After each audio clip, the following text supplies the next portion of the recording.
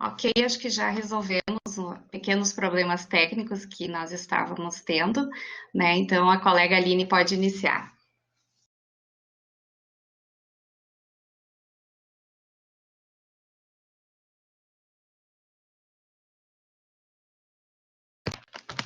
Só um pouquinho.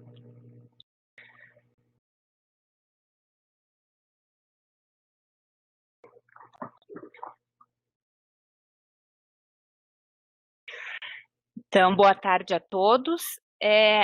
Rita, tu pode iniciar a gravação?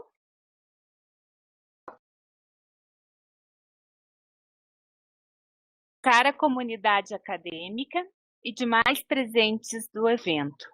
É com grata satisfação que a Prograde acolhe a todos neste momento tão especial em que teremos a oportunidade de ouvir e dialogar sobre as diretrizes curriculares nacionais para a formação inicial de professores para a educação básica, instituídas pela Resolução CNE-CP, Conselho Pleno, né? Conselho Nacional de Educação, Conselho Pleno, número 2, de 20 de dezembro de 2019.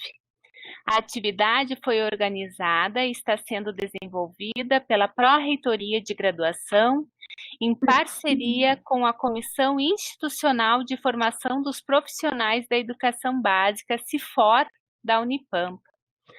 A criação da Comissão Institucional de Formação dos Profissionais da Educação Básica, CIFOR, atende à Portaria CAPES 158 de 2017, e essa comissão tem como finalidade prover à universidade de subsídios no que diz respeito à política institucional de formação de profissionais para a educação básica, a qual foi aprovada a Resolução 267, de 2 de dezembro de 2019. É a nossa política institucional de formação de profissionais para a educação básica da Unipampa. Resolução 267, de 2 de dezembro de 2009.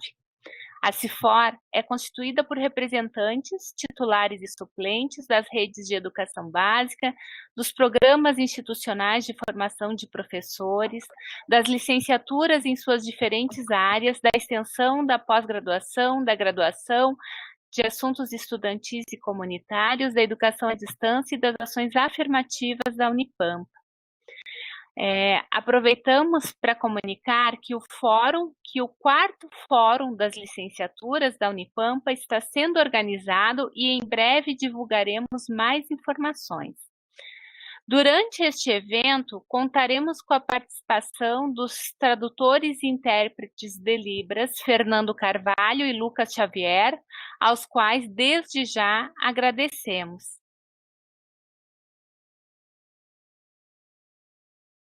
De imediato, então, passo a palavra para a colega Rita.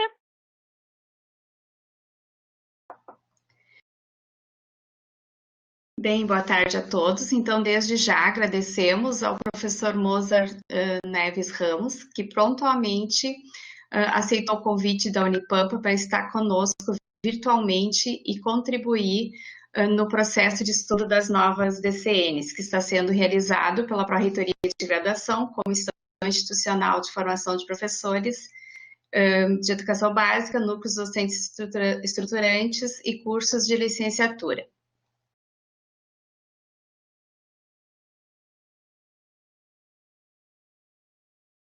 Bem, agora chamamos, dando continuidade, o pró-reitor de graduação, professor Pedro Daniel da Cunha Kemerit, para que faça seu pronunciamento e acolhida ao professor Mozart Neves Ramos.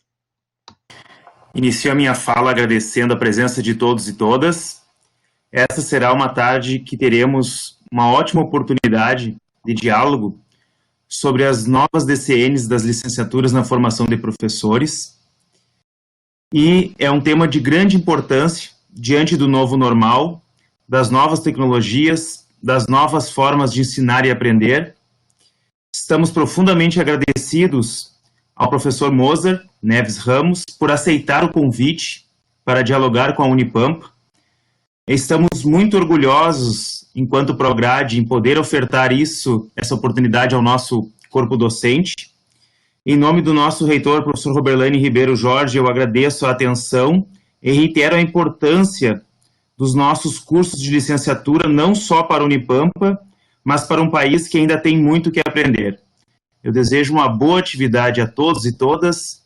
Estou muito feliz em poder aprender um pouco mais com o professor Moser. Obrigado e um bom evento a todos. Obrigada, professor Pedro. Nós, então, adiantamos que o professor Moser fará uma fala de 30 minutos e disponibilizará outros 30 minutos para observações e questionamentos, os quais deverão ser feitos pelo chat ao longo da explanação. Também estaremos enviando por e-mail o link de avaliação do evento. E lembramos que está na tela o link para confirmação de presença. O professor Moser foi reitor da Universidade Federal de Pernambuco e secretário de Educação de Pernambuco, presidente executivo do movimento Todos pela Educação, diretor do Instituto Ayrton Senna, autor de vários livros e artigos sobre educação.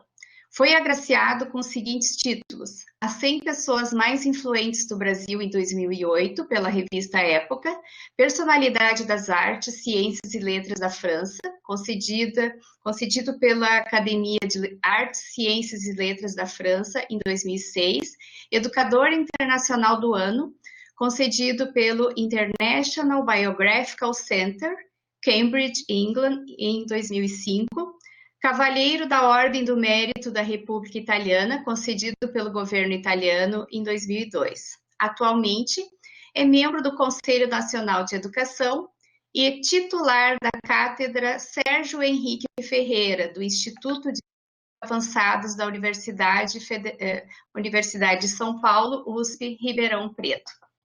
Professor Moser, por gentileza, a palavra é sua. Muito obrigado, Rita. Estão todos me ouvindo? Sim. Muito obrigado, professora Rita de Cássia, que me fez o convite. Cumprimentando o nosso proreitor, Pedro Daniel. Agradeço imensamente pela oportunidade. Eu gostaria muito de estar presencialmente com vocês, porque eu tenho um maior desejo de conhecer a região de vocês. Eu só conheço por fotografias e acho linda essa região do Pampa. E nunca tive a oportunidade. Fui várias vezes ao Rio Grande do Sul, mas não à região de vocês, onde está a Unipampa, a Universidade Federal do Pampa. Mas, face à contingência, ao momento que nós estamos vivendo, vamos fazer de maneira não presencial, mas fazendo com o mesmo carinho, com o mesmo amor. Quero cumprimentar a todos os professores, educadores, gestores que estão nos acompanhando. Como a professora Rita disse, eu vou falar 30 minutos aproximadamente a trazer o tema da formação de professores, com base no parecer que eu tive o privilégio, a honra de escrever e posteriormente homologado, incluindo naturalmente a resolução que norteia a formação de professores inicial. Eu, no momento, agora estou trabalhando na formação continuada, como complemento da formação inicial, mas seguindo a mesma espinha dorsal daquilo que nós usamos na construção desse parecer e da resolução da formação inicial. Quando eu já fui do Conselho Nacional por 8 anos e estava 6 anos afastado do CNE, voltei em final de 2018 e em 2019 eu tive a honra de ser indicado como relator dessa matéria da formação inicial. A razão que foi colocada na oportunidade pelo CNE, já que nós tínhamos em curso o parecer e a resolução de 2015, e foi aprovado e foi homologado também pelo Ministério da Educação naquela oportunidade, em 2015. Entretanto, com o advento da Base Nacional Comum Curricular, trazendo 10 competências gerais que todos os estudantes deveriam desenvolver, o Conselho Nacional de Educação entendeu que deveríamos repensar e atualizar o parecer e resolução 2/15. E foi por essa razão, principalmente pela BNCC, que nós tivemos que repensar o parecer e resolução da 2/15. 2019 foi um ano marcado por muitas apresentações do nosso parecer. Começou desde a sua primeira versão até a 8ª versão, que foi fruto dos vários debates, dos vários fóruns, das várias apresentações que nós fizemos. Essa 8ª versão, então, foi submetida ao Conselho Pleno e foi aprovada por unanimidade. Isso foi no final, portanto, de 2019, e homologada também a sua resolução e parecer em 2019. A base central da construção desse parecer da formação inicial, ela tem como estrutura 3 grandes dimensões. A dimensão do conhecimento profissional, da prática profissional e do engajamento profissional. Então, essas 3 dimensões, elas foram basilares para a construção do nosso parecer e, portanto, da própria resolução da formação inicial. Para cada uma dessas dimensões, nós constituímos uma matriz de competências específicas. Por exemplo, para o conhecimento profissional, 4 competências específicas são a ela atribuídas, a essa dimensão do conhecimento. Por exemplo, dominar os objetos de conhecimento e saber como ensiná-los. E para essa competência específica, nós também atribuímos um conjunto de habilidades que, quando desenvolvidas, leva a essa competência específica. Assim como nós fizemos para o conhecimento profissional, nós também trabalhamos para a dimensão da prática profissional e, analogamente, para o engajamento profissional. Com isso, para cada uma dessas 3 dimensões, nós constituímos 4 competências específicas. E para cada uma delas, um conjunto de habilidades que, quando desenvolvidas, como eu disse, levam ao desenvolvimento daquela competência específica e, consequentemente, ao atingimento da dimensão a ela associada. Então, esse foi um trabalho que foi bastante discutido, né, a questão da construção das competências específicas e de suas habilidades. Eu diria a vocês que esse foi um dos pontos que me tomou muito tempo, porque discuti com diferentes setores, tanto da educação básica como do ensino superior, mas também com a sociedade civil, porque nós não podemos deixar de esquecer que o próprio artigo 205 da Constituição diz que é dever do Estado e da família a oferta da educação em colaboração com a sociedade. E eu fui extremamente demandado pela sociedade civil vinculada à área da educação, querendo dar sua contribuição a este parecer. Entre estes membros da sociedade civil organizada, eu destaco aí o movimento pela Base Nacional Comum Curricular, né? Nós tivemos uma ampla discussão com as universidades, é muito importante registrar isso, com todas as universidades, públicas e particulares. Discutimos também com as academias, a Academia Brasileira de Ciências, com a Sociedade Brasileira para o Progresso da Ciência, e foi essa discussão que levou a esse conjunto de matrizes que já estão postas e que devem ser possivelmente do conhecimento de todos, já que foi homologado e publicado em Diário Oficial de dezembro de 2019, né, que nos levou a este parecer com essas características. Além desses pontos que eu destaco como fundamentais, há um outro que eu gostaria muito de discutir com vocês. Um dos graves problemas que eu sempre me deparei e não só no âmbito do Conselho Nacional de Educação, mas como professor também da Universidade Federal de Pernambuco.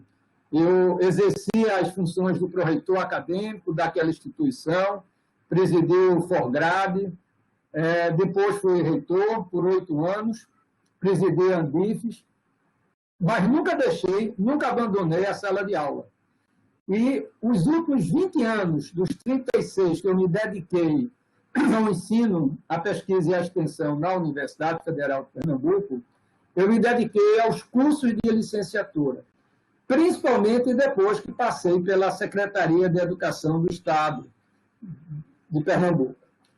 E um dos pontos que eu senti com muita intensidade foi a fragmentação da formação dos nossos professores.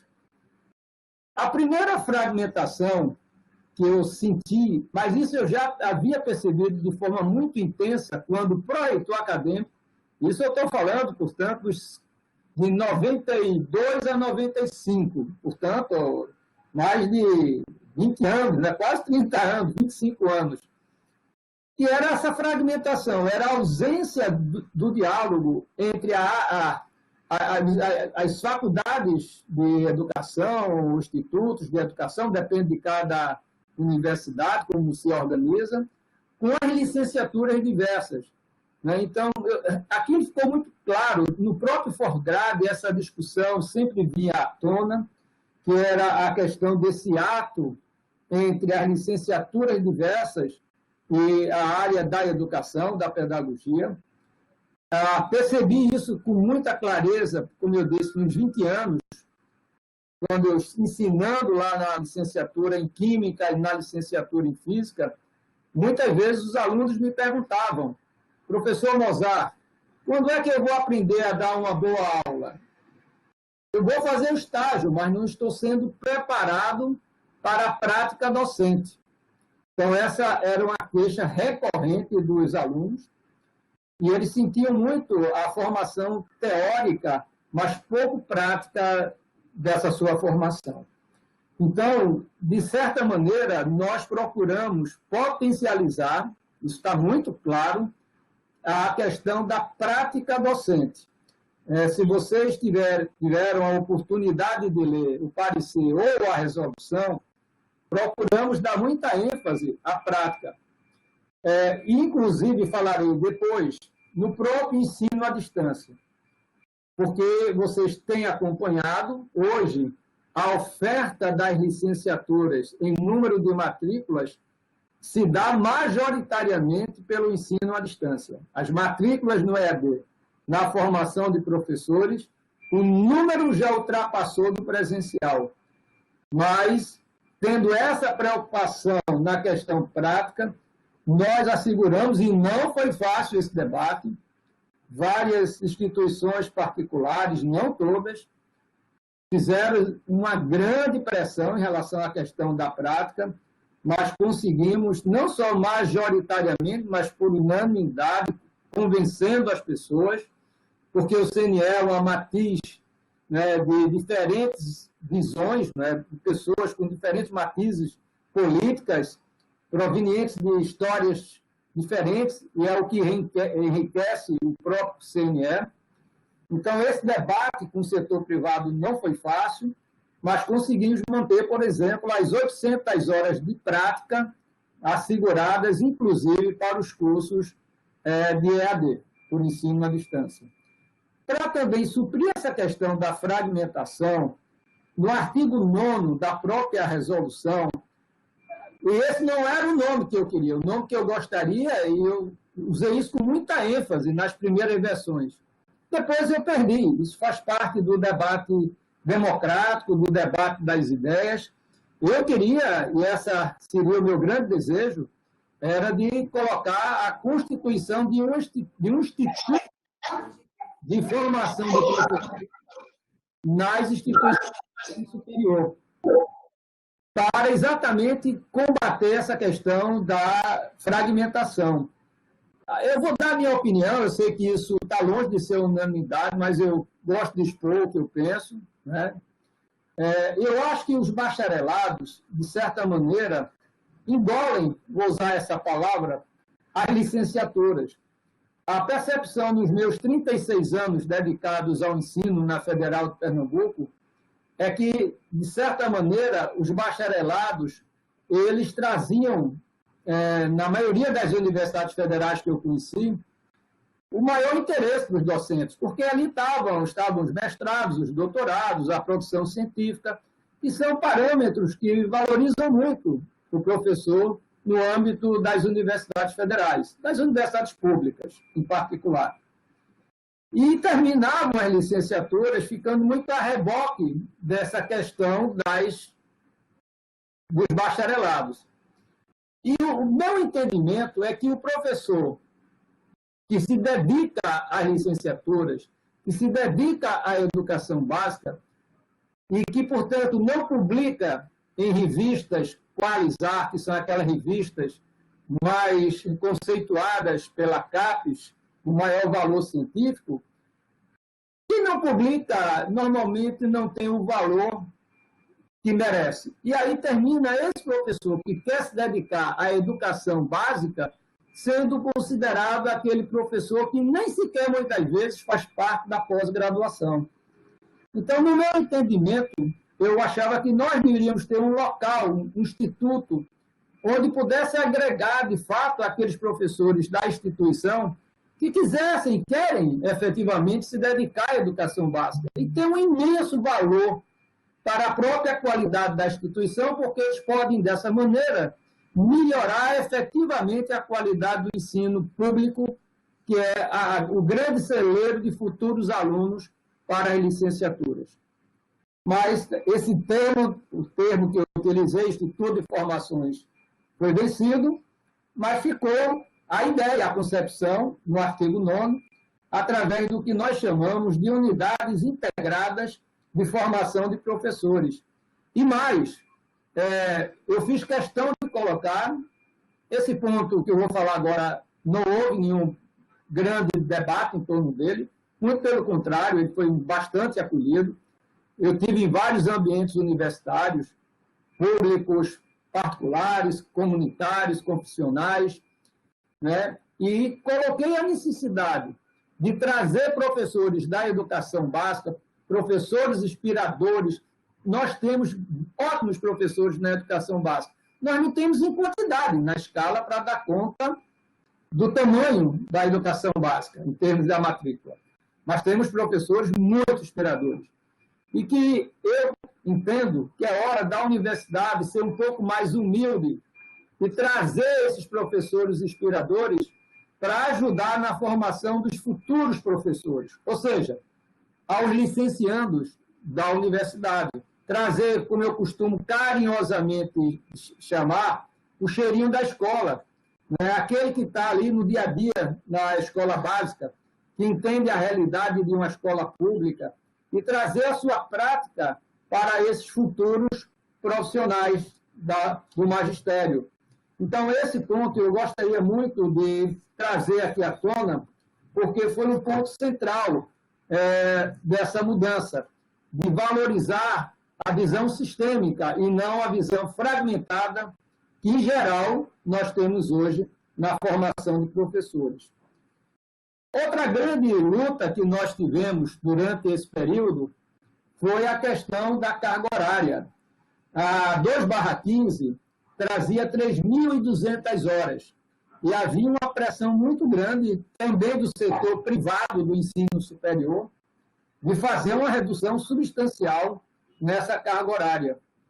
Eles entendiam que isso era um absurdo, essa carga horária, e que precisava de uma redução. Mas foi também um exercício de paciência, um exercício de tolerância, que é algo que nós precisamos cada vez mais exercitar, a tolerância, a paciência.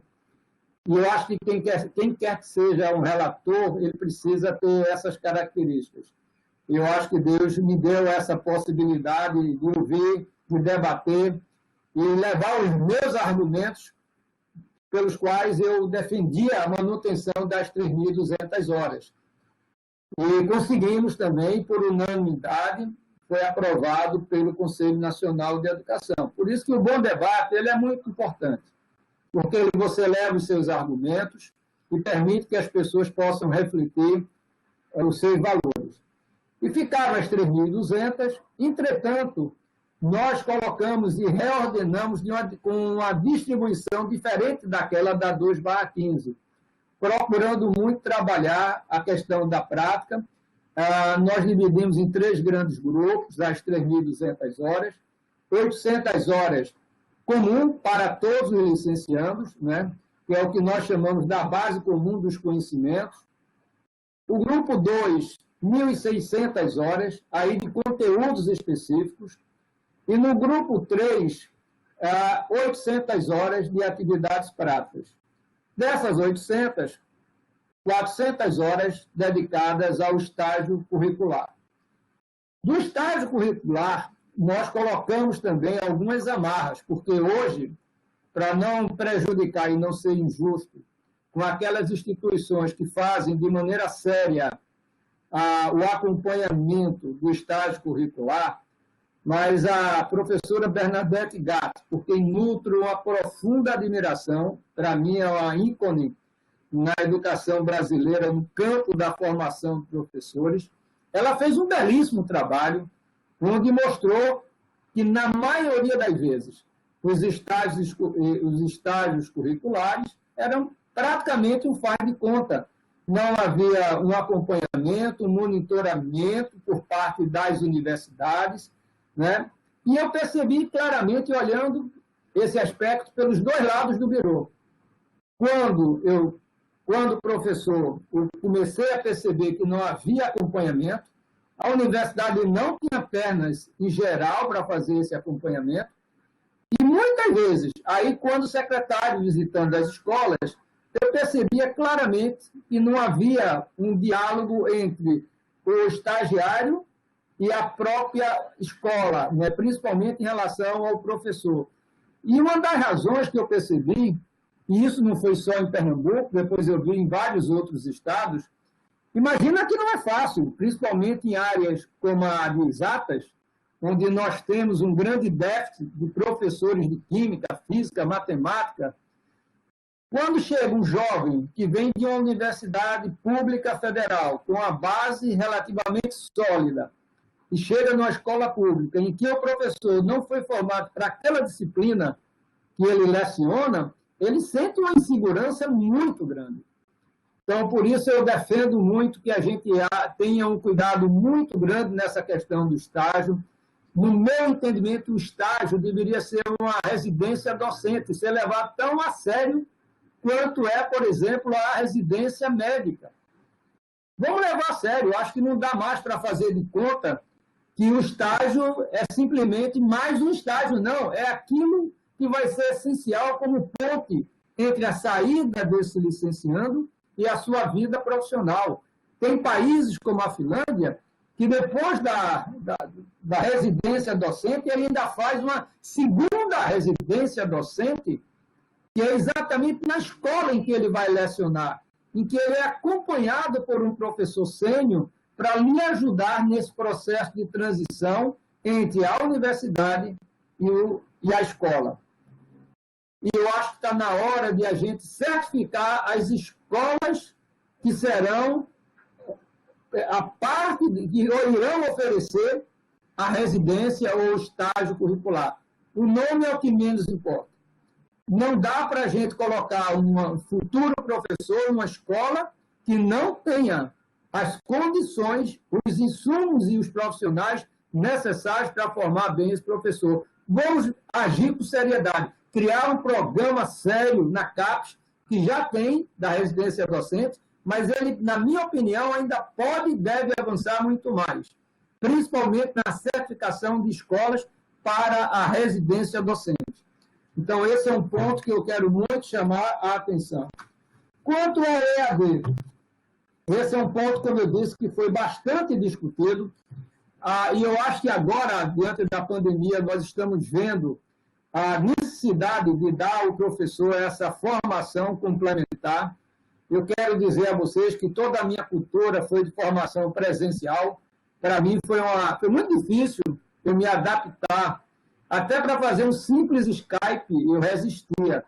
mas eu, da noite para o dia, e eu acho que uma boa parte de todos nós, tivemos que nos adaptar, né? Abrir a cabeça para esse novo mundo desconhecido da tecnologia para a maioria dos professores, quero dizer para mim, né? E ficou muito claro em várias pesquisas em que boa parte dos professores não tem essa cultura de formação usando essas tecnologias. Eu prefiro mais do que o EAD, o ensino mediado por tecnologias. Eu acho que as atividades não presenciais que estão sendo hoje oferecidas, elas têm tanto atividades síncronas como atividades assíncronas. O importante é que a parte prática seja assegurada, e isso no artigo 15, no inciso 5º, claramente foi posto como um aspecto muito importante. Já caminhando para o final, para que eu possa também ouvi-los, a gente fez uma mudança muito importante. Um ponto que eu sempre dizia com muita clareza para o então conselheiro Dourado, que foi relator da 2/15, eu achava um absurdo a carga horária que foi posta para uma segunda licenciatura, né, que estava posta na 2/15. Tinha situações que você praticamente era equivalente a 3 cursos de especialização. Imagina se alguém que tem a licenciatura em Química, que vai fazer a licenciatura em Biologia, ele vai ter que fazer o equivalente a 3 cursos de especialização enquanto carga horária. Me desculpa, eu acho que isso é um absurdo. Eu sempre disse isso, eu estou trazendo com a mesma ênfase para mostrar com transparência o meu pensamento. E, por essa razão, nós colocamos para a segunda licenciatura 560 horas, que equivale aproximadamente a pouco mais, uma especialização e meio, né?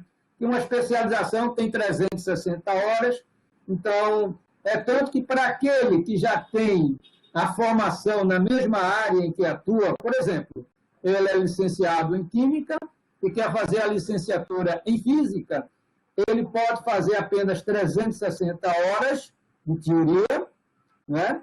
Mais 200 horas de prática, porque um professor que ensina física ou ensina química, a prática que ele tem, ele pode não necessariamente ter as habilidades equivalentes para a outra disciplina. Entretanto, eu deixei também claro, até isso foi uma ideia dos proretores de graduação, numa reunião que eu fiz com eles, 2 eu fiz com eles, uma delas em Curitiba e outra em São Paulo, que era a questão da equivalência. Esse é um ponto que eu me lembrei da minha época de proreitor. A gente aproveita, quando o nosso proreitor, o Pedro, ele sabe que, por exemplo, a gente utiliza quando alguém se candidata, por exemplo, para um processo extra-vestibular, né, e se candidata a alguma vaga da universidade, quando a gente analisa, primeiro, qual o histórico dele, as competências que ele desenvolveu, e a gente utiliza os créditos que, eventualmente, possam ser utilizados para reduzir a carga horária que ele vai precisar fazer. Então, isso também nós reativamos no nosso parecer. E, por fim, um ponto que foi muito importante, apenas para sublinhar, é que caberá ao INEP, já está em curso, preparar um novo ENAD capaz de medir se, eventualmente, esses futuros professores, formados com base nessas matrizes de competências, eles efetivamente desenvolveram, além dos aspectos cognitivos esperados, as competências tão necessárias para viver e trabalhar no século XXI. Então, o INEP deve estar preparando esse novo ENAD, pelo menos isso está posto no artigo 26. E, para concluir mesmo, eu gostaria, até como um respeito, e nós ouvimos isso, foi uma crítica muito forte, trazida pela ANFOP, pela ANPEB, né? A gente tem que, como eu disse, a gente tem que saber tanto receber bem os elogios, mas receber também as críticas, isso faz parte. Você não vai ter num tema tão apaixonante como a formação de professores, uma unanimidade, não tem como. Mas um dos pontos que nós respeitamos, porque muitas universidades tinham dito, olha, nós já implementamos a 2/15, seguindo exatamente as recomendações do CNE. Depois que a gente faz todo esse trabalho, a gente vai ter que agora revogar e fazer uma nova. Aí nós consideramos, está no último artigo, que aquelas instituições que já implementaram 2/15, elas apenas precisariam fazer as adequações necessárias, mas sem precisar revogar na íntegra todo o trabalho efetivado. Eu diria que agora o desafio é trabalhar na formação continuada. Meu caro proreitor Daniel, minha cara professora Rita de Cássia, eu também me disponho em outro momento para trazer para esse fórum o debate da formação continuada, né, porque ele não é igual, é diferente, as competências que o professor vai ter que desenvolver são absolutamente outras, porque ele já é um profissional, então ele está dentro de um ambiente de formação continuada, né? E isso, naturalmente, exige pensar novas competências que precisam ser desenvolvidas por um profissional que já está no exercício do magistério. Então, eram essas primeiras palavras, minhas contribuições, e fico à disposição de todos vocês. Muito obrigado.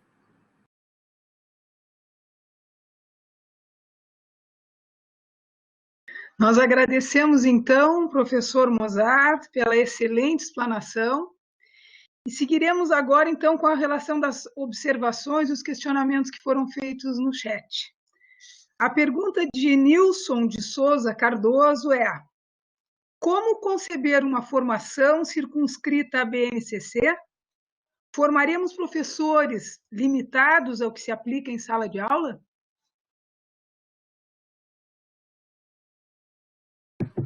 Olha, Nilson, a BNCC não é um currículo.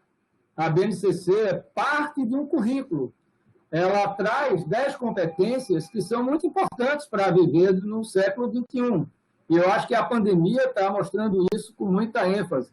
Eu tenho defendido e escrevi, depois eu posso mandar para a Rita e ela pode redistribuir com vocês. Eu escrevi um artigo para a Folha de São Paulo, publicado neste último sábado, em que, por exemplo, eu defendo a não reprovação, né, nesse ano escolar.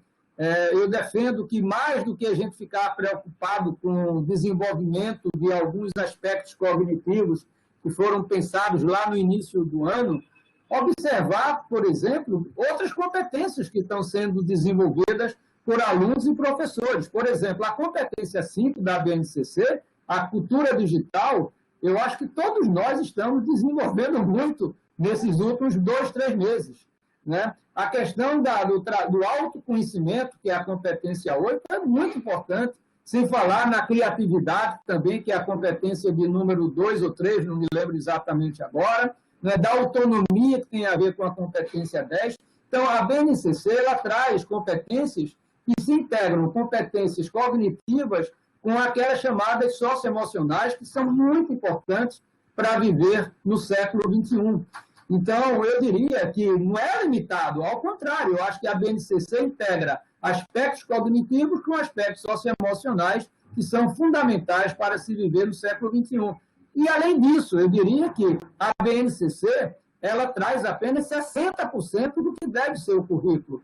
Eventualmente, uma rede de ensino que queira trabalhar outras competências, outros valores que não estão postos na BNCC, eu vou dar um exemplo, que eu acho que não está muito claro na BNCC e é pobre nessa competência, que é da autogestão.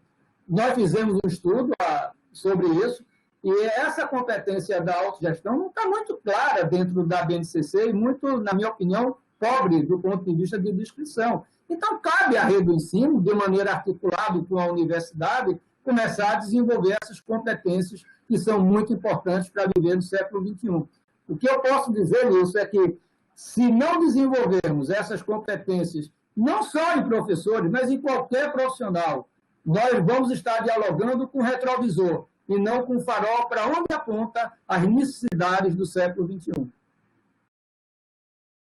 Ok. Em continuidade, a professora Helena Maria Billig Melo pergunta: professor Mozart, o primeiro núcleo do currículo, chamado de Base Comum de Conhecimentos, tem característica de núcleo básico que pode ser desenvolvida com alunos de diversas licenciaturas ao mesmo tempo?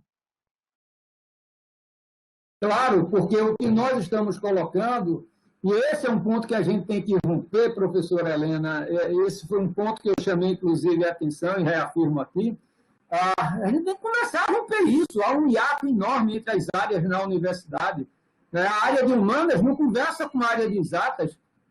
É um absurdo. A área da saúde, na biologia, por exemplo, não conversa com a área da química molecular, com a área da... Então, eu acho que nós precisamos provocar onde um núcleo comum possa fazer parte dessa formação de todos os alunos das licenciaturas. Por isso que nós dedicamos as 800 horas àquilo que nós chamamos de base nacional comum. Quer dizer, é muito importante que o professor de química sente com o professor de história, que sente com o professor da biologia. Vamos romper isso.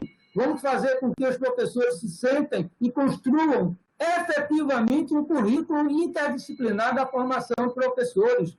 Por exemplo, um professor de química que é capaz de estudar arqueologia, ele pode, por exemplo, numa aula de química, mostrar as pinturas rupestres que nós temos em tantos abrigos rupestres espalhados pelo Brasil afora, né? Trazer isso como uma riqueza em um diálogo entre a análise química e os aspectos arqueológicos e históricos. Isso torna a aula muito mais rica. Né?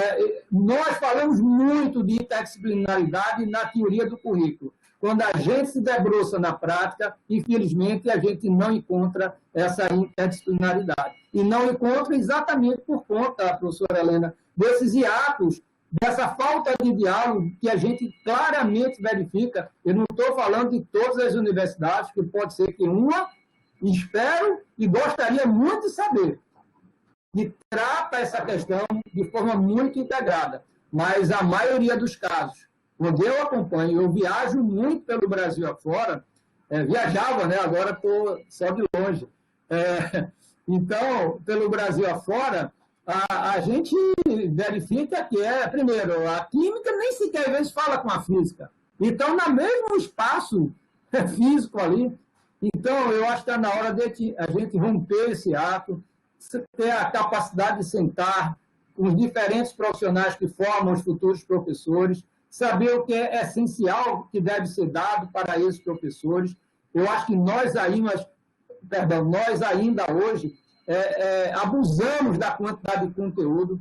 Eu vou lhe contar, professora Helena, de uma experiência que eu tive. Eu fui a Singapura conhecer o trabalho dos professores, do Instituto de Formação de Professores em Singapura.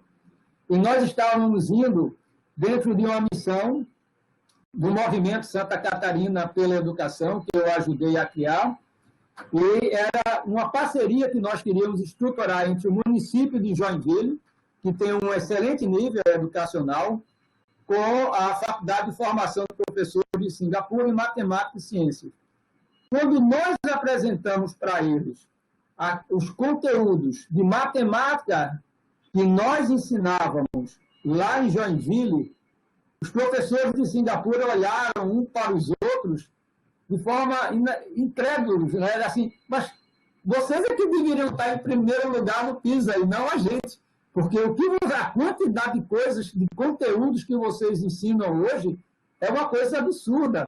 Vocês precisam mudar a forma de ensinar, saber aquilo que essencialmente é importante para o desenvolvimento e formação de um bom matemático.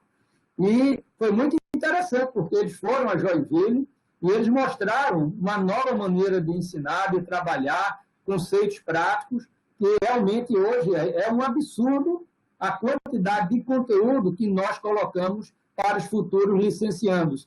E uma das razões é porque nós copiamos o bacharelado, na maioria das vezes, o conteúdo do bacharelado para a licenciatura. E, consequentemente, é uma quantidade absurda de conteúdo que nós colocamos à disposição dos nossos futuros professores. E nós nos esquecemos que a educação é ao longo da vida, e a dinamicidade desse conhecimento ele precisa cada vez mais ser atualizado, e por isso que é muito importante uma política de formação continuada. Obrigada, professora. Agora temos uma pergunta de William Damin. Gostaria que o professor explicasse melhor a carga horária dos grupos. O porquê foi separado dessa forma, qual o embasamento utilizado e o que cabe em cada um deles. É o professor William, não é isso? Bom, William, eu vou tentar de alguma maneira, não dá aqui para entrar no detalhamento, mas eu posso posteriormente, a Rita tem o meu e-mail, eu terei o maior prazer depois de detalhar um pouco mais. Mas eu vou procurar retomar esse ponto. Como eu lhe disse, a carga horária total da formação inicial são 3.200 horas, não, o mínimo 3.200 horas. Essas 3.200 horas são divididas em 3 grupos, em 3 grandes grupos. O primeiro grande grupo são das 800 horas de base comum dos conhecimentos científicos, educacionais e pedagógicos que fundamentam a educação e suas articulações com os sistemas, escolas e práticas educacionais. Então, essa é a parte comum para todos os alunos.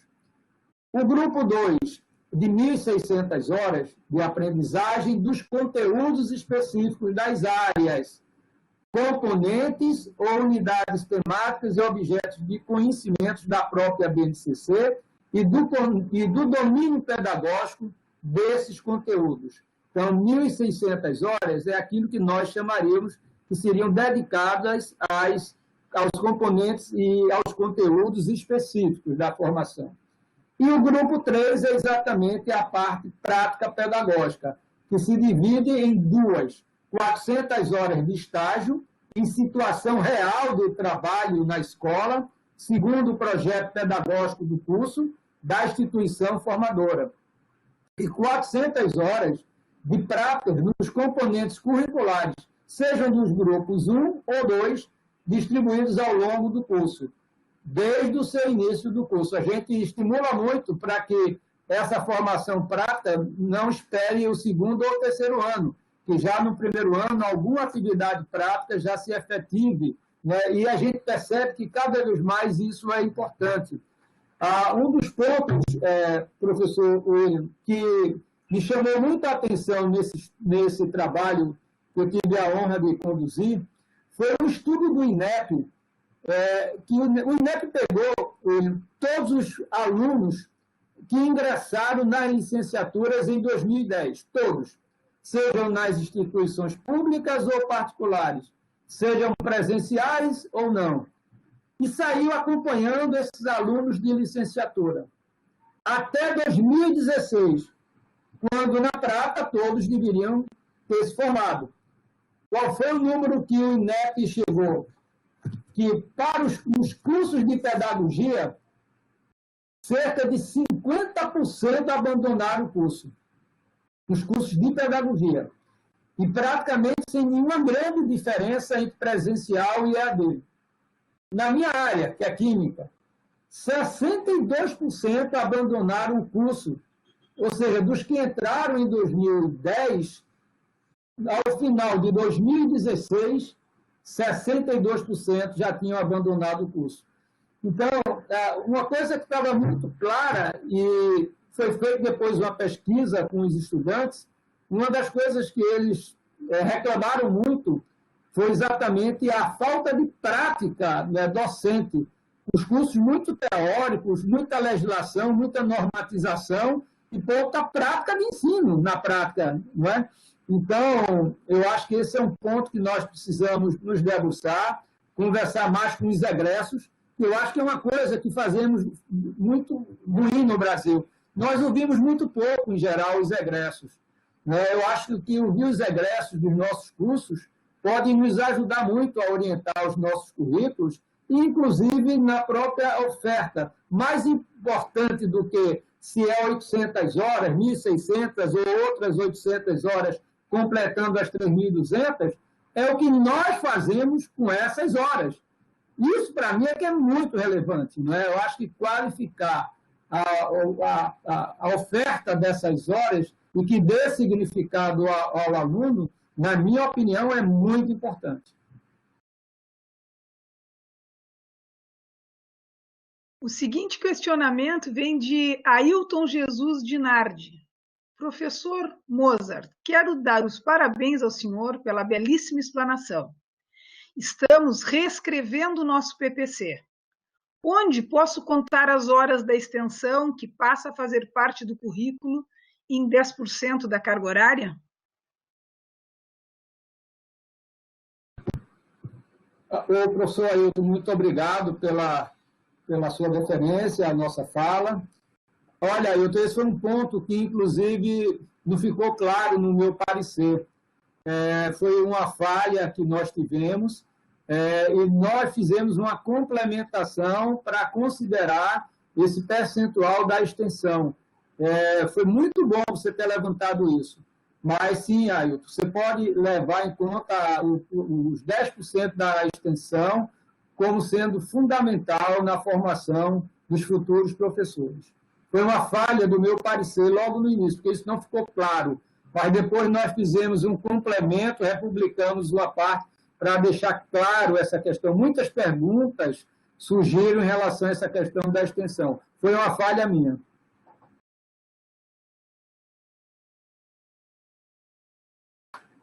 Ok. A próxima questão é Jonas Marques Carati. Quais os motivos que fizeram o CNE propor uma nova resolução? E qual a sua posição sobre o posicionamento da ANPED, que solicitou o arquivamento do documento em 2018? Olha, professor Jonas, como eu disse no início, isso é um tema que é apaixonante. Não existe uma unanimidade. Eu, inclusive, citei durante a minha fala que a ANFOP, a ANPED e outras instituições vinculadas à ANFOP tiveram um posicionamento diferente de arquivamento. Nós todos, não só do CNE, mas outros segmentos também, que praticamente universidades, a Undime, com sede, todo mundo entendeu que nós precisávamos, sim, atualizar a 2/15 para dialogar com as 10 competências previstas na BNCC. No nosso entendimento, a 2/15 jamais poderia se antecipar, porque ela foi homologada antes da própria BNCC.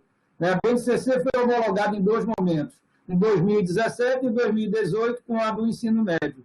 Então, não tinha uma conexão direta com a BNCC, com as 10 competências gerais previstas na BNCC. E a própria LDB e os próprios textos legais apontavam para a necessidade de fazer essa atualização em função da homologação da BNCC.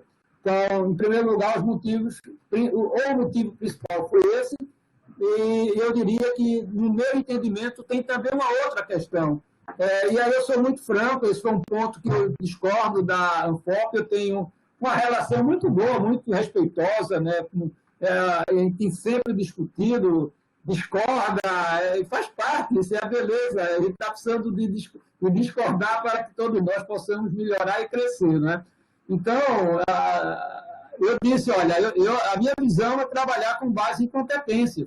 Esse é um ponto que muitas vezes o setor da área de educação não concorda. Faz parte, eu concordo. Eu acho que, na minha visão, precisamos desenvolver competências que vão além dos aspectos cognitivos. Hoje, imaginar não desenvolver no professor a competência da comunicação, a competência do autoconhecimento, a competência vinculada à criatividade, pensamento crítico, autonomia, né? Isso são elementos muito importantes que não é dar um curso para isso, mas é mudar o processo ensino-aprendizagem, né? Então, no nosso entendimento, havia essa razão, que era a adequação da 2/15, é tanto, professor Jonas, que nós respeitamos a 2/15, como eu disse, né, quem já tinha implementado continua, mas faz as adequações, pelo menos em relação às novas cargas horárias.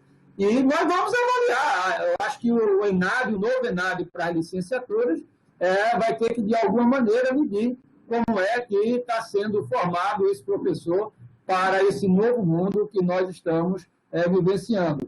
Então, a minha posição sempre foi contrária ao arquivamento, óbvio, senão eu próprio não teria me colocado à disposição para ser o relator.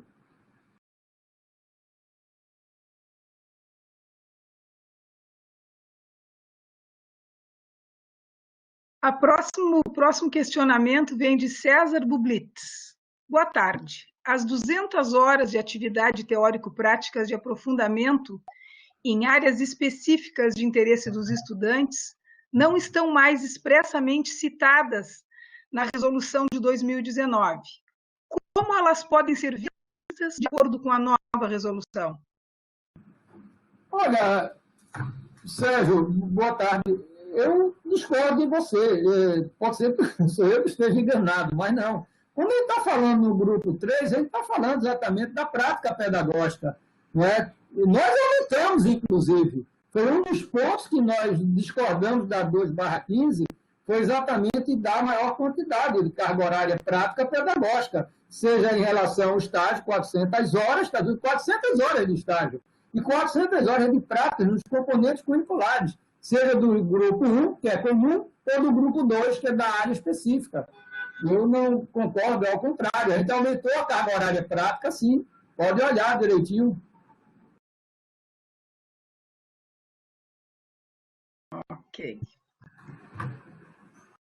A próxima questão é de Sandra Maders. Boa tarde. Existe um problema muito sério na falta de qualidade na formação de professores de modo geral. Como poderíamos começar a pensar o problema da fragmentação na formação? Como iniciar esse diálogo entre as diferentes áreas? Boa tarde, Sandra. Olha, esse foi um tema que sempre me preocupou muito, Sandra. Eu nunca me esqueço, o ministro da Educação era Aloysio Mercadante, e ele leu um artigo que eu havia publicado. Eu tenho uma coluna no Correio Brasiliense há mais de 11, 12 anos, que eu escrevo toda a primeira quinta-feira de cada mês.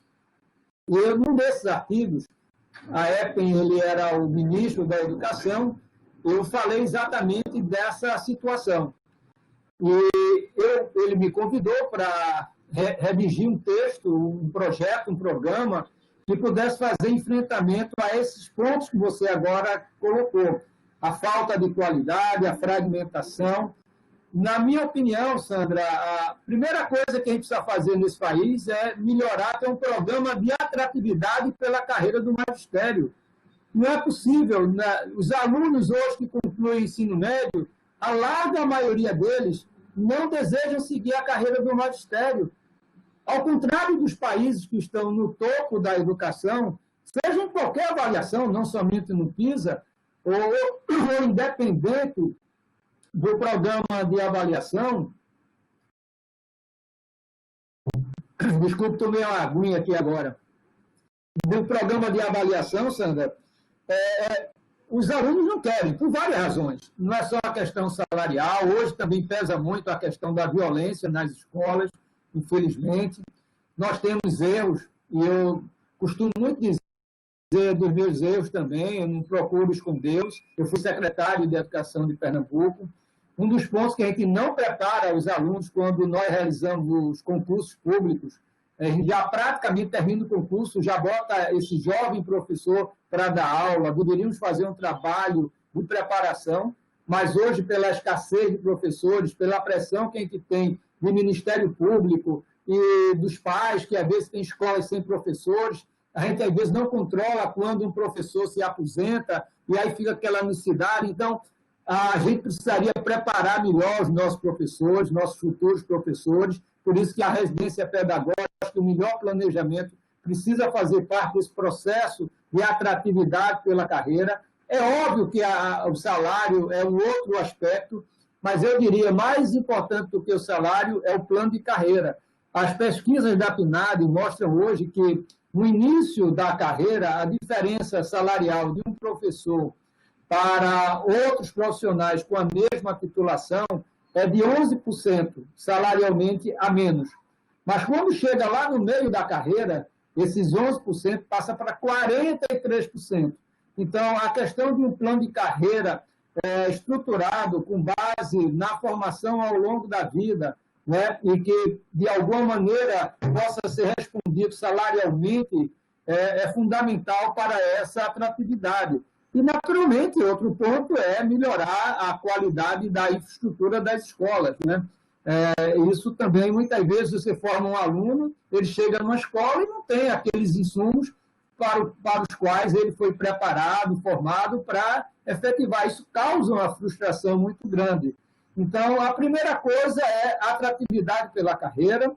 Segundo, uma política de valorização. Terceiro, uma formação que dialogue com o mundo para o século XXI. Precisamos olhar para onde aponta o farol. Né? Um outro aspecto muito importante na minha opinião, me desculpe, eu vou bater nisso, eu vou levar pancada por isso, mas eu vou defender meu ponto de vista. Eu acho que nós deveríamos ter, dentro das universidades, um local específico para a formação de professores. Gente, olha os países que estão em melhor desempenho escolar. A maioria tem os institutos de formação de professores. A Finlândia tem, Singapura tem. Talvez na maioria dos casos, Xangai, onde for Canadá, você vai ver que eles têm os próprios institutos dentro da universidade, não é fora da universidade. Mas é o local onde você integra os professores das diferentes áreas do conhecimento, mas que todos estão motivados para a questão da educação básica. Hoje, eu vou dizer a palavra é forte, a gente termina não enfrentando, vou usar a palavra mais light, mas o que eu quero dizer, nós temos medo de enfrentar a questão do bacharelado. A licenciatura termina sendo uma questão de segunda prioridade dentro da universidade, na maioria dos casos. E foram 36 anos que eu vi isso, não foi só dentro da Universidade Federal de Pernambuco. Eu fui presidente do Fórum de Pró-Reitores de Graduação, visitei muitas universidades, públicas e não públicas. Eu fui reitor e presidente da Andifes. E durante o meu período da Andifes, eu presidi a área acadêmica da Andifes. Claramente a gente percebia, digamos assim, essa fragmentação. Então, se nós não integrarmos, valorizarmos aqueles professores da universidade que queiram se dedicar, de fato, à educação básica, dando a eles o prestígio e o valor necessários, nós vamos ficar engolidos permanentemente pelo bacharelado. Isso não significa que a licenciatura não dialogue com o bacharelado, não. Mas é que a gente precisa dar uma identidade, na minha opinião, às licenciaturas, que quando elas estão dentro dos bacharelados, elas terminam sendo engolidas pelos bacharelados. Por quê? Vamos ser honestos. Porque hoje o que, na verdade, dá valor e dá prestígio a um professor na universidade é quantos trabalhos ele publica, quantos alunos de mestrado e doutorados ele formou, né, quantos recursos trouxe para a universidade através de projetos de pesquisa. Eu quero muito dizer a vocês que durante a minha vida toda na universidade, não estou falando isso porque eu não publiquei, ao contrário, eu era muito produtivo na minha área, sempre fui pesquisador nível 1 no CNPq, porém eu tive o privilégio de viver os dois lados do birô, e aí eu vi exatamente esse distanciamento e principalmente essa forma da universidade bacharelesca muito não olhar e não valorizar quem cuida da educação básica. Quem não publica em Qualizar, me desculpem, vamos ser honestos, estão fora do prestígio da universidade brasileira. Precisamos mudar isso. Ok. A próxima pergunta é, professor Mozart, os componentes do grupo 1 deverão ser comuns a todas as licenciaturas da universidade? Quem fez a pergunta, Cláudia, que eu não vi? Quem fez a pergunta foi Cláudia Ângelo. Sua xará, então? Isso, minha xará. Pois é, professora Cláudia, a ideia é essa, que o Grupo 1 possa exatamente criar esse mecanismo de integração a partir daquilo que está posto na Base Nacional Comum Curricular. Essa é a ideia.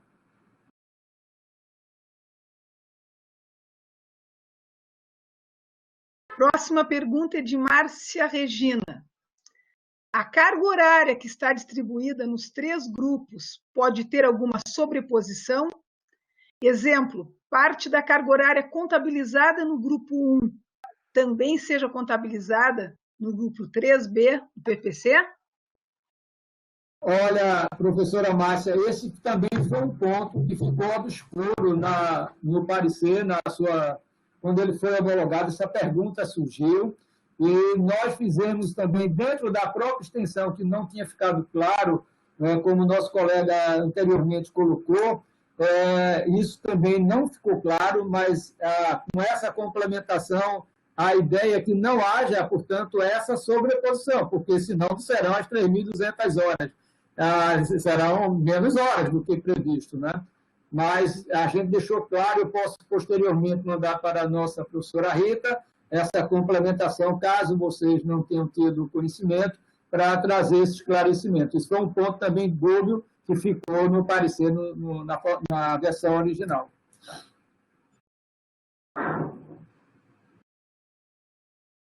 Deise Pedroso Maggio pergunta: pela resolução número 2, de 20 de dezembro de 2019, trabalho de conclusão de curso não é obrigatório. Não é. Pedro? Foi Pedro? O nome dele, Cláudia? Para dar condições aos acadêmicos de desenvolver autonomia intelectual, de colocarem-se à frente de um projeto que diagnostique problemáticas de ensino-aprendizagem na educação básica, de refletir sobre o locus profissional, enfim, de indissociabilidade entre ensino e pesquisa. Cláudia, eu perdi, teve uma hora que falhou, não sei se foi você, se foi o meu aqui. Se você... Não tem problema nenhum, eu repito, professor. A Deise Pedroso Maggio é quem faz o questionamento. Pela resolução número 2, de 20 de dezembro de 2019, trabalho de conclusão de curso não é obrigatório. Como o senhor vislumbra uma formação inicial de qualidade sem esta obrigatoriedade?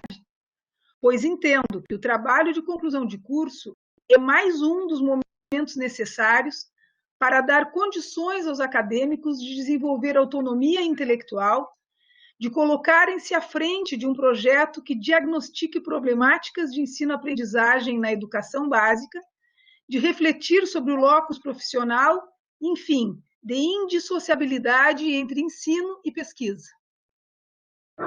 Olha, professor Pedroso, não é isso? Deise Pedroso. Deise, né? Perdão.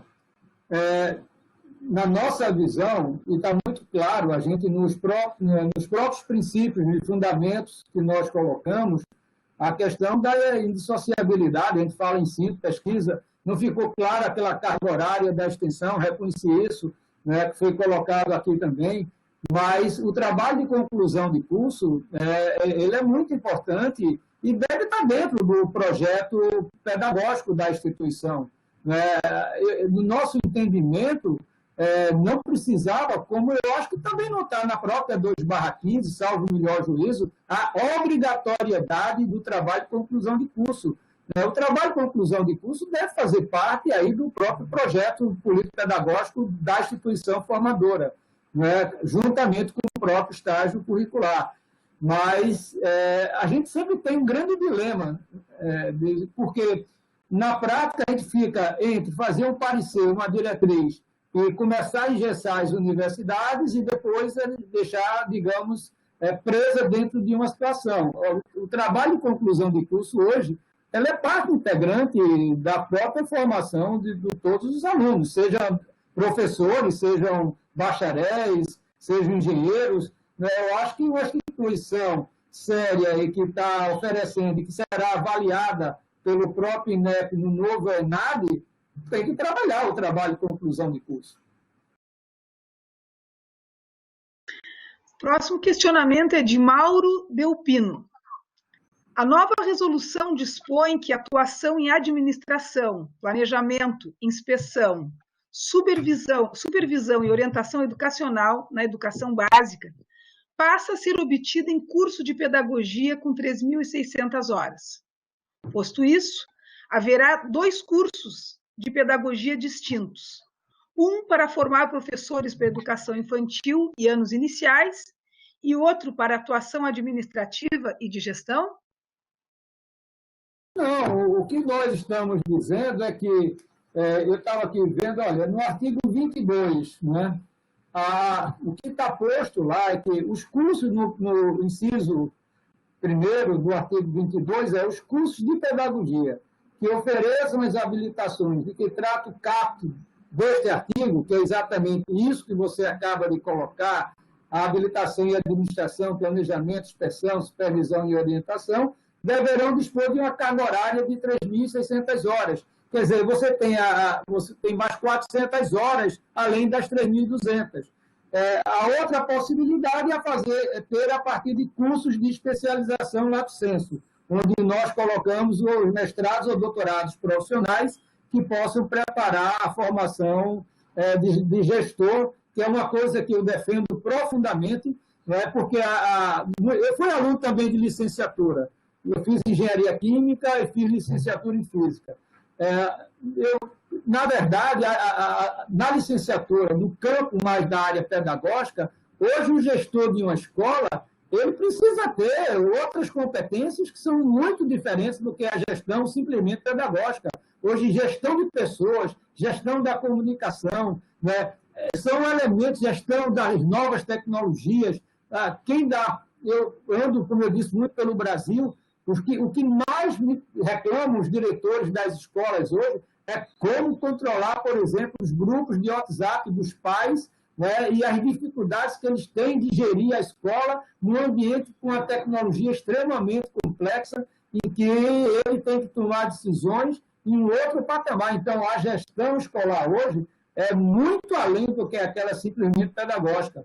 Eu acho que nós deveríamos ter para todos os diretores. Quem quer ser diretor de escola hoje deveria ter uma formação extremamente sólida para essa situação. Eu estava lendo agora, em vários países, cada vez mais eles estão exigindo. Portugal, por exemplo, que deu um salto muito importante na qualidade do ensino, lá todas as escolas, os gestores têm uma profissionalização da gestão. Eu acho que não dá mais para a gente ter hoje gestores que não tiveram formação específica nessa área. Ok. Próximo questionamento vem de Ângela Hartmann. Professor Mozart, em qual grupo as horas cumpridas no PIBID podem ser computadas no currículo do licenciando, considerando que elas não são computadas como estágio, como acontece com as horas cumpridas no residência pedagógica? Olha, professora Ângela, boa tarde. O PIBID é um dos programas, uma das coisas boas que esse país fez. Eu fui uma das pessoas que lutei muito por esse programa. A mãe desse programa lá na CAPES era a professora Carmen, com quem eu fiz um grande trabalho de articulação para essa questão do programa PIBID. Eu era extremamente indignado pelo fato de que o aluno do bacharelado já tinha um programa excepcional, que é o programa de iniciação científica, enquanto que o aluno da licenciatura não tinha o equivalente. Por que não tinha? Essa era uma das razões que nós colocávamos com muita força a necessidade de ter um PIBID. E eu acho que o PIBID ele pode sim estar dentro, depende do projeto pedagógico, pode estar dentro do conteúdo, do componente específico. Por exemplo, eu posso fazer, em lugar de uma aula ou de um curso teórico numa determinada disciplina, eu posso fazer um trabalho de iniciação à docência, ou na prática ou teórico. Tudo vai depender da articulação que o PIBID precisa ter cada vez mais com a política das secretarias de educação. Eu acho que um dos erros do PIBID, eu já disse desde o início, sou fã, lutei pelo PIBID, mas um aperfeiçoamento que eu acho que o PIBID precisa fazer é articular com a política da rede. O que está acontecendo é que, às vezes, o PIBID vai lá direto para a escola sem articular com o que está acontecendo na rede escolar. Mas o PIBID, sim, deve estar dentro das 3.200 horas, depende do projeto pedagógico da instituição. Seguinte questionamento vem da professora Helena Mello. Qual a concepção de competência da BNC Formação e qual a principal diferença entre a dimensão prática profissional e a dimensão engajamento profissional? Professora Helena, na verdade, nós colocamos 10 competências gerais para a formação docente. E o nosso entendimento é que essas 10 competências gerais deveriam e devem e estão dialogando com as 10 competências gerais da base. Ou seja, o nosso entendimento é que aquelas 10 competências que os alunos precisam desenvolver na BNCC, o professor precisa estar preparado para ajudá-los a desenvolver. Por isso, nós colocamos 10 competências gerais docentes que dialogam com as 10 da BNCC, que a BNCC é para o aluno, para o estudante. Né? E para que essas 10 competências gerais sejam desenvolvidas pelo professor, né, nós trabalhamos em cima, como eu disse, de 3 dimensões. A prática, o conhecimento e o engajamento profissional. E quando você articula e observa as competências específicas do engajamento com o da prática profissional, claramente são coisas que se complementam, mas que não se sobrepõem. O engajamento envolve outras questões, inclusive de como articular o seu trabalho com de outros colegas, com as comunidades, com as famílias, o próprio engajamento que ele vai ter, o seu compromisso com a sua formação ao longo da vida. Então, eu entendo, e as pessoas que acompanharam todo esse trabalho, que as 4 competências específicas da prática profissional, elas têm uma estratégia que é para desenvolver a prática, e as 4 competências específicas do engajamento são outras e que dialogam e se complementam entre si. Obrigada. O questionamento agora vem de Marcos Ribeiro. Boa tarde, professor. No grupo 1 da carga horária da nova BNC Formação de Professores, exige-se um itinerário formativo voltado para disciplinas de cunho pedagógico desde o primeiro período. Isso significa dizer que, obrigatoriamente, teremos que inserir 800 horas de formação em disciplinas da área de educação nas licenciaturas nos 4 primeiros períodos? Ou qual é o risco de perdermos a formação em áreas específicas das licenciaturas? Professor Marcos, boa tarde. Eu acho que na medida em que nós deixamos muito claro, pelo menos entendemos assim, a divisão naqueles 3 grandes grupos, a ideia é que a gente possa, inclusive, não fazer isso também de maneira muito hermética, né? Digamos. Na minha visão, seria importantíssimo que já no primeiro ano a gente pudesse estar a área pedagógica, as faculdades de educação, discutindo com as licenciaturas diversas em relação a esse trabalho mais prático. Né? Então, essa foi a nossa intenção, né? De provocar mesmo esse estímulo ao diálogo e à interdisciplinaridade, e também para que não houvesse essa fragmentação tão forte como a gente, em geral, observa hoje.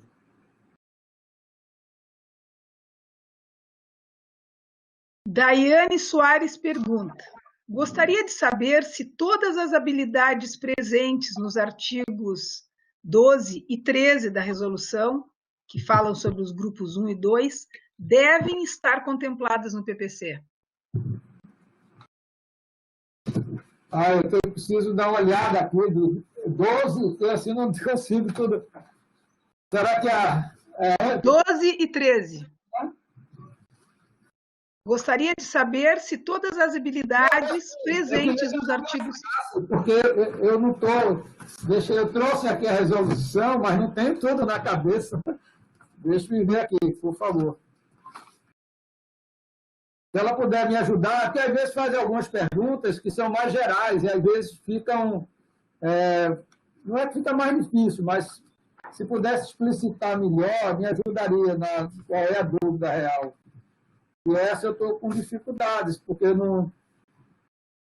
Não tem problema, professor. Passamos a seguinte. Não, ela não pode ajudar, não, me ajudar aí. Vamos trabalhar colaborativamente aí.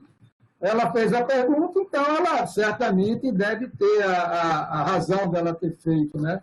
E ela pode... Ótimo, então vamos fazer assim. Pedimos para a Daiane Soares que explicite melhor a sua dúvida e passamos ao questionamento seguinte. Pode ser, professor?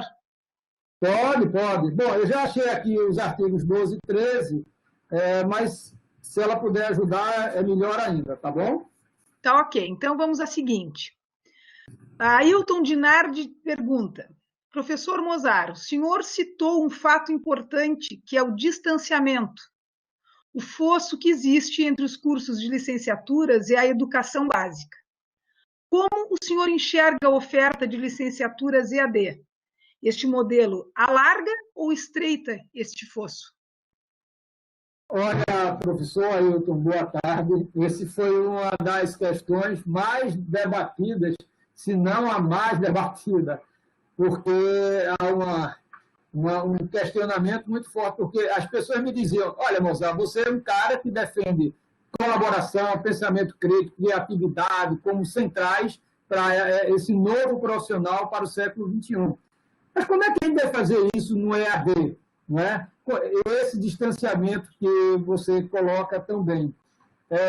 Eu acho, professor Ailton, que o que nós estamos aprendendo nesses meses de pandemia está nos mostrando que nós podemos, por exemplo, trabalhar. Eu estou acompanhando vários professores pelo Brasil. Muitos estão começando a criar grupos de WhatsApp com seus alunos, né, para trabalhar determinados problemas de pesquisa em comum com eles, né, a partir de temas que eles dão e ficam, portanto, trabalhando esse processo. Eu acho que a grande questão do EAD é que nós, na verdade, precisaremos pensar no ensino imediato por tecnologias e formar professores para essa ferramenta. O que nós fazemos muito hoje, infelizmente, é pegar aquele professor que teve toda uma formação na cultura presencial, e material e insumos presenciais, e fazer uma adaptação para que esse professor trabalhe numa metodologia no ensino mediado por tecnologias, por EAD, sejam síncronas ou assíncronas. Então, eu entendo que hoje a gente precisaria repensar. E aí, Ailton, o que é que eu defendo hoje? Eu defendo muito o ensino híbrido. Eu acho que o futuro não vai ser tanto de conteudismo como a gente tem hoje. E me desculpem, assim, eu sei que a gente é de uma área, a minha formação é muito sólida, fiz doutorado, pós-doutorado, sou acadêmico, publiquei muito na minha vida. Então, a gente tem toda aquela questão, tem uma formação sólida, e formação sólida, às vezes, dialoga muito com quantidade de conteúdo. Eu acho que está na hora de a gente qualificar os conteúdos essenciais, as aprendizagens essenciais, ver aquilo que realmente nós podemos e devemos fazer de forma presencial, mas eu entendo também que nós deveríamos usar a tecnologia e esses ambientes para, de alguma maneira, desenvolver a cultura digital entre alunos e professores, mas trabalhando atividades presenciais com não presenciais de maneira articulada no âmbito do projeto pedagógico. Então, eu acho que, para mim, como eu disse, inclusive, no início, foi muito difícil para mim me adaptar a esse novo mundo da tecnologia. Até Skype eu resistia em fazer, para vocês terem uma ideia, falando de uma maneira muito clara. Mas eu estou me adaptando, né? Estou aqui, logo no início, eu me aperreei, uma expressão daqui do Nordeste, de Pernambuco, né? Fiquei aperreado porque eu não estava conseguindo entrar, fui logo falar com a Rita de Castro. Rita, me ajuda aí, porque eu não estou. Chamei minha mulher, que é professora arqueóloga também da Federal de Pernambuco. Eu acho que o mundo vai estar exigindo da gente novas competências, novas habilidades. As pessoas, às vezes, não gostam muito da palavra competência. Eu acho que são valores, que são novas características humanas que serão necessárias para viver nesse mundo. E é por isso que eu acho que, cada vez mais, vamos precisar integrar essas novas tecnologias ao ensino presencial, saber qualificar quais são os conteúdos que são absolutamente essenciais e imaginar que as pessoas, ao longo da vida, vão ter que ter educação ao longo de toda a sua vida, educação continuada. Professor, nós sabemos do seu horário, sabemos da sua disponibilidade, adoramos estar com o senhor. Então, nós vamos partir para o último questionamento, professor. Esse questionamento vem de Fabiane da Silva. Professor, Eu também trabalho com gênero, sexualidade e relações étnico-raciais na formação de professores.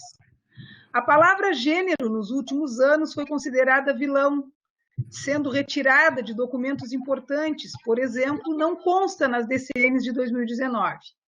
Qual o seu entendimento sobre a formação docente com discussão sobre gênero, sexualidade e raça e etnia?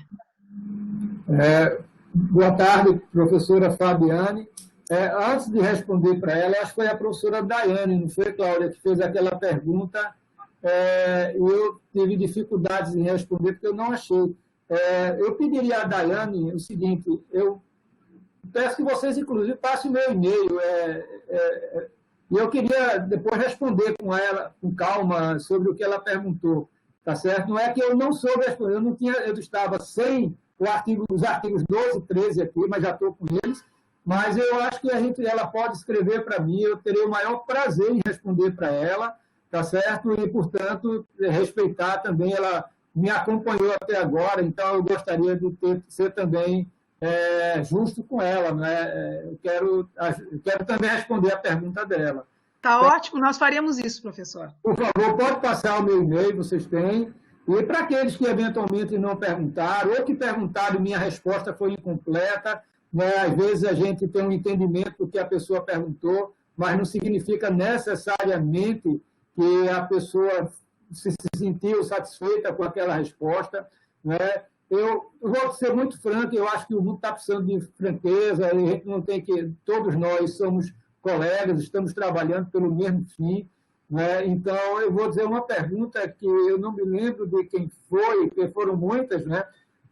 Mas o trabalho, eu acho que foi Pedroso, sobre a questão do trabalho de conclusão de curso. Eu sou fã do trabalho de conclusão de curso. Eu vou me deparar mais, vou olhar um pouquinho na formação inicial. Se isso realmente deixar uma brecha para não realizar o trabalho de conclusão de curso, eu farei questão, de alguma maneira, de explicitar isso, mas são coisas que, às vezes, você procura fazer o melhor, mas é preciso deixar claro isso. E eu acho que esse é um ponto. Tem alguns que foram aqui, foram muito ricas as perguntas, né? Então, por favor, aqueles também que me perguntaram que eu não respondi adequadamente, o que faltou, me faz também a pergunta, Mozart, não ficou claro quando eu perguntei isso, manda no e-mail e eu vou procurar complementar a minha resposta, tá certo? Então... Professor Mozart, a Daiane esclarece aqui, ela coloca o seguinte, esclarecendo aquela pergunta que ela fez anteriormente, o que ela explica é o seguinte, os artigos citados apresentam várias competências. Devemos entender que todas elas devem estar contempladas no PPC do curso? Não, esse é o ponto. Veja bem, você quando coloca as competências, esse foi um ponto que, não é que nem que a gente discutiu isso durante essa questão, mas em outros momentos, eu andei estudando muito sobre competências socioemocionais, e alguns me perguntavam, então todo mundo vai ter que desenvolver essas competências? Obviamente que não, até porque as próprias competências que estão na BNCC não contemplam todas as competências eventualmente necessárias. Então, você coloca aquilo como referenciais. Então, eu acho que referenciais docentes, de alguma maneira, devem contemplar isso, até porque a formação inicial não é a formação final, né? É o ponto de partida, não é ponto de chegada. É por isso que, na formação continuada, Daiane, a gente está fazendo um outro conjunto de matrizes exatamente para poder dialogar e complementar aquelas eventuais competências específicas que precisam ser desenvolvidas quando o profissional já está no exercício do magistério. E aquele conjunto de competências que foram postas ali, elas são referenciais docentes para a formação inicial. Sabe? Do mesmo jeito que quando a gente desenvolve os aspectos cognitivos, eu me formei em química, mas eu não domino toda a área da química, né? Eu domino vários pontos essenciais, alguns eu começo a ver. Vou dar um exemplo para vocês. Eu costumo muito falar dos meus limites também como professor. eu não gostava muito da minha... Depois eu te respondo, Fabiane, tá bom? Vou só aqui ilustrar esse ponto levantado pela Daiane. Eu, quando dava aula de estrutura de moléculas, eu achava a minha aula muito chata. Era uma lousa até bonita. Eu fazia a estrutura das moléculas, coloridas, mostrando o que era um álcool, uma acetona, um hidrocarboneto. Mas eu terminava a aula e eu dizia para mim mesmo, por que os meus alunos precisariam vir para cá para assistir essa aula, quando, eventualmente, eles poderiam até fazer de casa ou pegar um outro tipo de aula pela internet, e eu acho que faria a mesma coisa. Eu não me sentia confortável com aquela minha aula, e outras também que eu tive. Eu sempre, quando eu ensinava a parte da segunda lei da termodinâmica, eu tinha muita dificuldade, porque entrava o conceito de integral, e os alunos ainda, na química geral, ainda não estavam familiarizados tanto assim com a questão da integral. Então, eu me lembro que essa da estrutura de moléculas foi uma das grandes mudanças que eu fiz na minha maneira de ensinar e de aprender também. Eu fui, como pesquisador, eu dizia para mim mesmo, como é que você é um pesquisador, trabalha com estrutura de moléculas e você dá uma aula tão chata quanto essa, né? E aí eu reinventei essa minha aula, eu fiz uma aula com base em pesquisação, fiz uma viagem com meus alunos até a região de Taurus, nas estrelas, procurando com eles que moléculas existiam naquela região. Então, a partir disso, eu fui dando o significado e a importância da estrutura de moléculas para a origem da vida da Terra. E aí ganhou um outro significado a aula sobre estrutura de moléculas. O tempo aqui não me permite, mas essa é uma das histórias que eu gosto muito de contar, como isso aconteceu, mas eu estou apenas demonstrando para a pergunta tão importante que Daiane fez, que, na verdade, a gente vai desenvolvendo algumas competências e o mais importante é que a gente seja capaz de articular com a formação continuada. Não vamos imaginar que, na formação inicial, vamos desenvolver todas aquelas competências que estão postas ali. Algumas a gente desenvolve mais, outras menos. Eu era uma pessoa muito boa na parte teórica da química. Eu não era tão bom na parte prática. Por isso que eu também fiz física. Então, eu tinha um domínio das equações matemáticas muito grande. Mas, quando eu ia para a prática, eu não tinha as mesmas habilidades. Então, as pessoas são assim. Outros já têm mais habilidade na prática do que na teoria. Eu acho que o mais importante é você formar times, formar equipes, para que possam, trabalhando em conjunto, complementar as formações um com o do outro, né, para que a gente, portanto, ofereça o desenvolvimento pleno aos nossos estudantes, conforme prevê o artigo 2º da LDB. Então, eu acho que essa é a humildade, exercer a humildade, se preocupar muito com a formação ao longo da vida, saber fazer uma autoavaliação do seu trabalho, saber o que você pode melhorar e saber aquilo que, eventualmente, você deva colocar enquanto seu projeto de vida, e aí tem muito a ver com a questão daquela dimensão chamada engajamento profissional. A questão do engajamento hoje é cada vez mais importante, não é só para o professor, mas para qualquer profissional, né? E, para concluir, Fabiane, a sua pergunta, eu acho que, na nossa visão, ela está posta assim, porque dentro, não só porque eu acredito na questão da diversidade, do gênero, da questão racial, olha, dentro da Câmara de Educação Básica, essa Câmara que isso é um ponto que nos preocupa muito, eu vou externar para vocês. Agora, em julho, vamos ter 2/3 de mudança no Conselho Nacional de Educação. Eu sou um dos poucos que ainda vou continuar, e a gente tem muito receio do que vai vir por aí, porque em todos os documentos do Conselho, até porque nós temos representantes da área indígena, né, o Gessen, que representa muito bem a comunidade indígena, então ele está sempre atento a qualquer coisa, né? O Ivan, da comunidade, a questão étnica racial, a questão, olha, a questão da igualdade, Chico Soares é outro que luta muito, então todos nós temos uma visão dessa pluralidade. Eu aprendi na vida que a grande riqueza é você trabalhar a pluralidade. Você aprende muito com aquele que discorda de você, por isso que eu falei muito da tolerância, falei muito da humildade. Eu acho que a gente precisa entender os diferentes valores para que a gente tenha, de fato, uma equidade dentro do sistema educacional. Então, hoje, no próprio Conselho, a gente tem, assim, os membros têm uma enorme preocupação de realmente de checar, de preservar todos esses valores que levam à diversidade do gênero, étnico, racial, de tal maneira que ninguém fique fora. Todos têm que estar incluídos para que a educação seja, de fato, inclusiva. Professor Mozart, a gente agradece imensamente.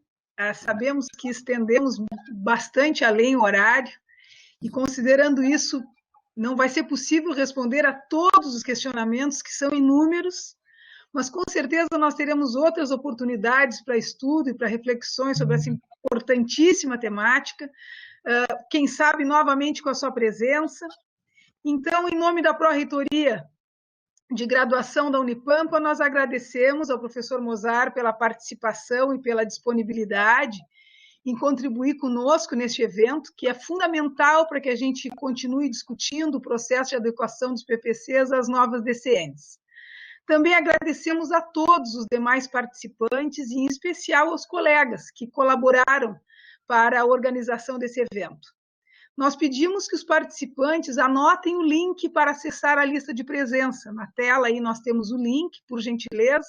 Acessem, anotem esse link para acessar a lista de presenças. E também aproveitamos a oportunidade para comunicar que o 14º Fórum das Licenciaturas da Unipampa está sendo organizado e em breve nós divulgaremos mais informações. Esta palestra de hoje estará disponível nas páginas da Prograde e da Cifor. Então, para fazer o encerramento deste momento tão importante, onde de forma muito enfática nós agradecemos, professor Mozart, a sua disponibilidade, a sua atenção, o seu interesse, nós convidamos o coordenador de Planejamento, Desenvolvimento, Avaliação e Acreditação da Prograde, o professor Matheus Guimarães da Silva, para fazer o encerramento. Muito obrigada, professor Mozart. Muito obrigado, Cláudia, pela ponte maravilhosa que você fez aí, com toda a turma que nos acompanhou, há quase 1h30 de debate. Eu espero, na próxima vez, estar presencialmente com vocês. Como eu disse, eu tenho uma grande admiração e beleza pelo lugar que vocês moram. Eu nunca tive o privilégio de estar aí, e espero, da próxima vez, estar aí juntinho com vocês, e discutindo sobre esse tema, aprendendo, vendo o que eu posso melhorar, e me usem, né, no Conselho Nacional de Educação como alguém que pode, naturalmente, trazer algumas das preocupações legítimas para melhorar a qualidade da formação dos nossos professores no Brasil. Muito obrigada, professor. Então, vamos ficar com isso em conta, para que a gente possa nos encontrar futuramente. Obrigada, então, agora, com o encerramento, professor Matheus. Bom, boa tarde a toda a comunidade que está nos assistindo, em especial ao nosso ilustríssimo convidado, o professor Mozart. Tá? É um prazer enorme trazer um membro do Conselho Nacional de Educação, né, para colaborar com a nossa instituição, e principalmente parecer o professor que construiu e colaborou que ajudou e colaborou para a construção dessa resolução, né, sobre a formação dos docentes da educação básica, tá? Muito obrigado, professor, por ter compartilhado conosco nesse espaço virtual aqui, né, o processo que levou à construção dessa resolução, das novas diretrizes curriculares nacionais para a formação inicial dos professores da educação básica, e principalmente por ter esclarecido uma série de dúvidas para a nossa comunidade acadêmica a respeito dessa resolução. Esperamos contar com o senhor, né, em outras oportunidades, né, para enriquecer ainda mais as nossas discussões, se possível presencialmente, né, e se possível no inverno, para o senhor experimentar um pouquinho o frio do Rio Grande do Sul. Não sei se o senhor percebeu, nós estamos todos muito bem agasalhados aqui. Pois é, eu vou dar uma canja para vocês. Olha, da varanda da minha casa, vocês dá para ver como é que está o céu aqui, o mar lá no fundo. Aqui está a temperatura de 28 graus, com muito sol. Professor Matheus, se me permite, vou mostrar para o professor Mozart aonde eu estou agora. Na lareira, olha que coisa boa! Isso. Isso mesmo, professor. Vamos aguardar o senhor. Espero que seja no inverno para tomar um mate aqui conosco, num período que nós não estivéssemos mais nesse isolamento, né, social. Já tenha passado essa pandemia, certo? E quero agradecer a toda a equipe aí da Prograde, que trabalhou intensamente para realizar esse evento. A Aline, o Elvis, a Cláudia, a Rita, né, e toda a equipe, né, no geral. E para a comunidade que está nos assistindo, as perguntas que não foram respondidas, tá? Nós vamos posteriormente encaminhar a todos, tá? Vamos compartilhar essas perguntas com o professor Mozart e posteriormente nós vamos encaminhar por e-mail a todos. E dessa forma, então, encerramos o nosso evento, tá? E obrigado mais uma vez, professor Mozart, tá? Enfim, desejo um bom final de tarde para o senhor e para todos que estão que assistiram, né, essa ilustríssima palestra do professor. Boa tarde. Boa tarde, Matheus.